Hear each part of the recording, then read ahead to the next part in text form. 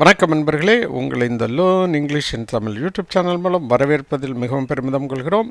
நாம் இப்போ பார்த்துட்டு இருக்கிறதுனா இது ப்ரிப்போசிஷன் பற்ற தொடருங்க. இது வரைக்கும் 10 தொடருக்கு மேலே போட்டிருக்கோம். இது 11வது தொடர். இதில் நீங்கள் எதை பற்றி பார்க்க போகிறீங்க அப்படின்னா, இந்த 3 ப்ரிப்போசிஷனை பற்றி பார்க்க போகிறோம். About, about, against. இதை எப்படிலாம் உபயோகப்படுத்தலாம், என்ன டிஃப்ரென்ஸ், 3க்கு என்ன டிஃப்ரென்ஸ், எப்படி உபயோகப்படுத்தலாம். ரெண்டாவது, தமிழுக்கும் ஆங்கிலத்திற்கும் எழுதும் பொழுது ப்ரிப்போசிஷனில் என்ன வித்தியாசம் அப்படிங்கிறத இந்த தொடரில் நம்ம பார்த்துட்டு வர்றோம். இப்போ ஒன்றொன்றுக்கும் என்ன அர்த்தம் அப்படிங்கிறத பார்க்கலாம். இப்போ பொதுவாக அபோர்டுனா என்ன சார்? அபோர்டுனா உள்ளே அல்லது உள்ளே ஏறுதல் அல்லது வண்டியில் ஏறி இருத்தல் அப்படிங்கிற மாதிரி அபோர்டுனா அந்த அர்த்தத்தில் வரும். ஆனால் இது ப்ரிப்போசிஷன், ரைட்டா? ஒரு வண்டிக்குள்ளே இருக்கீங்க, வண்டியில் ஏறி இருக்கீங்க, அந்த மாதிரி சொல்லும் பொழுது. எபவுட்னா தெரியும் உங்களுக்கு. எபவுட்னா அது சம்பந்தமாக, அதை பற்றி அல்லது ஒரு பொருளை பற்றியோ ஒரு நபரை பற்றியோ அல்லது ஒரு புஸ்தகத்தை பற்றியோ பேசும் பொழுது அபவுட் யூஸ் பண்ணுவோம். சரியா? அபவுட் வேறு மாதிரி எப்படி யூஸ் பண்ணுவோம் அப்படிங்கிறத பார்க்குறதுக்கு முன்னாடி, அகெயின்ஸ்ட்னா என்ன? அகெயின்ஸ்ட்னா எதிராக அல்லது ஒத்துக்கொள்ளாத அப்படிங்கிற அர்த்தத்தில் வரும் அகெயின்ஸ்ட், ரைட்டா?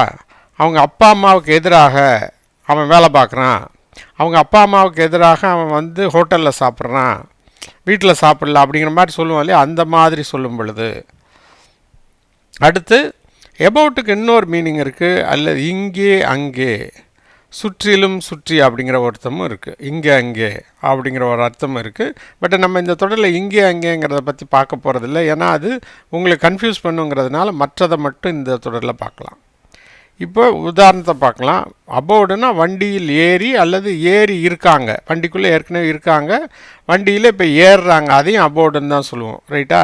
விமானத்தில் ஏறி அல்லது விமானத்தில் ஏறி இருக்கிறார்கள் அப்படிங்கிற மாதிரி. இது ஏறிங்கிறது பொதுவாக ஒரு வினைச்சொல் மாதிரி இருந்தாலும் இந்த இடத்துல அது தன்மையை குறிக்குது, வினைச்சொல் இல்லை. இது ப்ரிப்போசிஷன். ஏறி விமானத்தில், abort the plane, aeroplane. She was already about the plane அப்படின்னா என்ன? ஏற்கனவே அவள் விமானத்துக்குள்ளே இருக்கா, ஏறி இருக்கா அப்படிங்கிற மாதிரி அர்த்தம் இல்லையா? She was already about the பிளேன்னா பிள்ளைங்கள்லாம் கீழே நிற்கிறாங்க, அந்த லேடி மட்டும் ஏறி உள்ளே போயிட்டா, ஃப்ளைட்டுக்குள்ளே போயிட்டான்னா she was already about the plane. The children are getting about the plane அப்படின்னு சொல்லுவோம். சில்ட்ரன் வந்து பின்னாடி ஏறி வந்துட்டுருக்காங்க. ஏன்னா வரிசையில் தான் நீங்கள் போகணும் பிளெயினில் ஏறணுன்னா. சரியா? அடுத்த ஒரு உதாரணத்தை பார்க்கலாம். இது என்ன? அபவுட்னா வண்டியில் ஏறி, ஆல்ரெடி ஏறி இருக்கிறத சொல்கிறது. எப்படி சொல்கிறது? கப்பலில் ஏறி இருக்காங்க, கப்பலில் இருக்காங்க. கப்பலில் ஏறாமல் நீங்கள் ஸ்டெப் பை ஸ்டெப்பாக ஏறாமல் கப்பலுக்குள்ளே போய் இருக்க முடியாது இல்லையா? அந்த மாதிரி இருக்கும் பொழுது என்ன சொல்லலாம்? About the ship. There were 50 passenger about the ship அப்படின்னா என்ன? அந்த கப்பலில் 50 பயணிகள் ஏற்கனவே பயணம் செய்து கொண்டே இருக்கிறார்கள் அல்லது இருக்கிறார்கள் அப்படிங்கிற அர்த்தத்தில் வரும். எப்படி வரும்? அந்த கப்பலில் ஏற்கனவே 50 பேசஞ்சர் ஏறி இருக்காங்க அல்லது பிரயாணம் செஞ்சிட்டு இருக்காங்க அப்படிங்கிற மாதிரி சொல்லும் போது தான் தேர் were 50 passenger about the ship அப்படின்னு சொல்லுவோம். ஏற்கனவே ஏறி இருக்காங்கங்கிற மாதிரி சொல்லும் பொழுது. அடுத்து இது என்ன? பற்றி. அபவுட்னா பற்றி அல்லது ஒன்றை குறித்து, ஒன்று சம்பந்தமாக அப்படிங்கிற அர்த்தத்தில் அபவுட் வரும். இந்த இதில் என்னது? அபவுட் அனிமல்ஸ், விலங்குகளை பற்றி. எப்படி வரும்? விலங்குகளை பற்றி. நான் இப்போ உங்கள்கிட்ட என்ன பேசிகிட்டு இருக்கேன்னா விலங்குகளை பற்றி பேசிகிட்டு இருக்கேன். சிங்கம், புலி, கரடிங்கிற மாதிரி விலங்குகளை பற்றி நான் உங்கள்கிட்ட பேசிகிட்டு இருக்கேன் அப்படின்னு சொன்னால் என்ன பொதுவாக சொல்லுவோம் இல்லையா? அதை தமிழில் எழுதும்போது எப்படி சொல்லுவோம்? விலங்குகளை பற்றி அப்படின்னு சொல்லுவோம். ஆனால் இங்கிலீஷில் வரும்போது எப்படி மாறும்? பற்றி விலங்குகளைன்னு மாறிடும், அப்படியே உல்ட்டாவாக மாறிடும். அபவுட் பற்றினா அபவுட்டு, விலங்குகளுக்கு என்ன? Animals. About animals, about the அனிமல்ஸ்ன்னு சொல்லக்கூடாது, அபவுட் அனிமல்ஸ். ஜென்ரலாக, ஜெனரிக்காக, இட்ஸ் மோர் ஜெனரிக், ரைட்டா? எப்படி மாறிடும்? வி ஸ்டடி அபவுட் அனிமல்ஸ், ரைட்டா? வி ஸ்டடி அபவுட் அனிமல்ஸ் அப்படின்னு சொல்லுவோம். புரியுதா? இன்னொரு உதாரணத்தையும் பார்க்கலாம் அபவுட்டுக்கு. இது என்ன சார்? அபவுட்னா பற்றி, குறித்து, சம்பந்தமாகன்னு சொல்கிறோம். சங்ககாலம் குறித்து அல்லது சங்ககாலம் பற்றி. சங்ககாலம் தான் இருக்கிறதுலே பழமையான காலம் இல்லையா? அதை பற்றி நான் ஒரு புத்தகம் எழுதியிருக்கேன் அப்படின்னு சொல்லுவாங்க. அவர் வந்து சங்ககாலம் பற்றி ஒரு புத்தகம் எழுதியிருக்கிறார் அப்படின்னு சொல்லும்போது சங்ககாலம் பற்றி அப்படின்னு தான் சொல்லுவோம். சங்ககாலம் சம்பந்தமாக, சங்ககாலம் குறித்து எல்லாமே ஒரு அர்த்தம் தான்.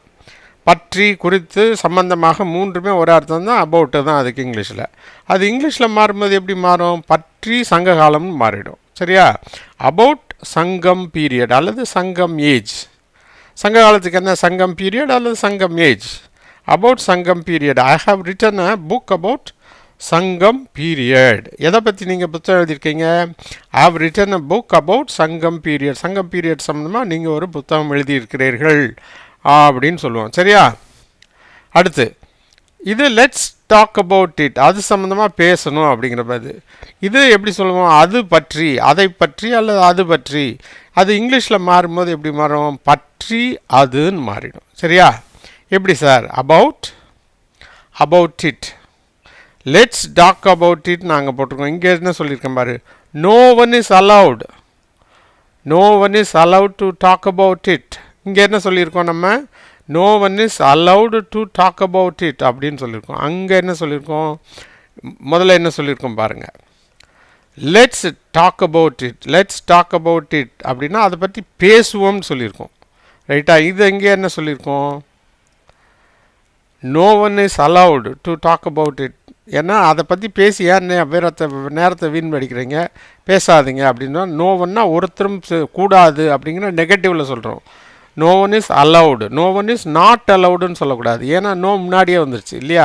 அதனால் no one is allowed to talk about it அப்படின்னு சொல்லணும். பார்க்க போகிறது என்னென்னா அகெயின்ஸ்ட். அகெயின்ஸ்ட்னா என்ன சொல்லணும்? எதிராக. எதுக்கு எதிராக? இப்போ மேரேஜ்லாம் ஒரு சிலர் என்ன பெற்றோர் பேரண்ட்ஸ் எதிர்த்து கல்யாணம் பண்ணிக்கிறாங்க இல்லையா? அந்த மாதிரி சொல்லும்போது எப்படி சொல்லுவோம்? எதிர்த்து பெற்றோர்களை எதிர்த்து கல்யாணம் பண்ணிக்கிட்டாங்க அப்படிங்கிறது போல் அது எதிர்த்துங்கிறது தான் என்னது? ப்ரிப்போசிஷன். அது இங்கே வரும்போது எப்படி மாறும்? இங்கிலீஷில் எதிர்த்து பெற்றோர்களைன்னு மாறிடும். சரியா? Against their parents. அவங்களுடைய பெற்றோர்களை எதிர்த்து. தே மேரிட் அகெயின்ஸ்ட் தேர் பேரண்ட்ஸ். ரைட்டா? தே மேரிட் அகெயின்ஸ்ட் தேர் பேரண்ட்ஸ். சரி, புரியுதா? எதிர்த்து எதிராக அப்படிங்கிற அர்த்தத்தில் இந்த இடத்துல வருது. அகெயின்ஸ்ட்னா இந்த அர்த்தம் தான். இது ஒரு ப்ரிப்போசிஷன் அப்படிங்கிறதுக்கு ஒரு தெரியும். இன்னொரு உதாரணத்தையும் பார்த்துடலாம். அகெயின்ஸ்ட்னா அவளுக்கு எதிராக. இப்போ கோர்ட்டில் ஒரு கேஸ் நடக்குது, எவிடன்ஸ்லாம் அவளுக்கு எதிராக இருக்குது அப்படின்னு சொல்லுவோம் இல்லையா? அவளுக்கு எதிராக அவளுக்கு. இங்கிலீஷில் மாறும்போது என்ன ஆயிரும்? எதிராக அவளுக்குன்னு மாறிடும். அது எப்படி? Against her. அகெயின்ஸ்ட் ஹர் எப்படி மாறிடுது? The evidence is against her. The evidence is against her.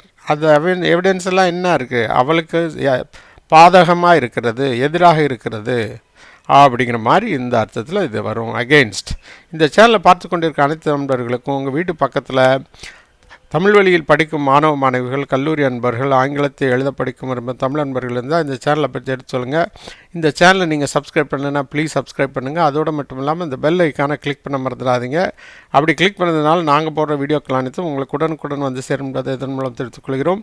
மேலும் இந்த சேனலின் பயன் உலகம் முழுமைக்கும் உள்ள தமிழ் பேசும் நமது சொந்தங்களுக்கு சென்றடைய இந்த சேனலை பற்றிய விவரங்களை வாட்ஸ்அப்பிலோ அல்லது ஃபேஸ்புக்கிலோ ஷேர் பண்ணுங்கள் என்றும் தாழ்மையுடன் கேட்டுக்கொள்கிறேன். நண்பர்களே, நன்றி, வணக்கம். மீண்டும் சந்திப்போம் அடுத்த ஒரு புதிய தொடரில்.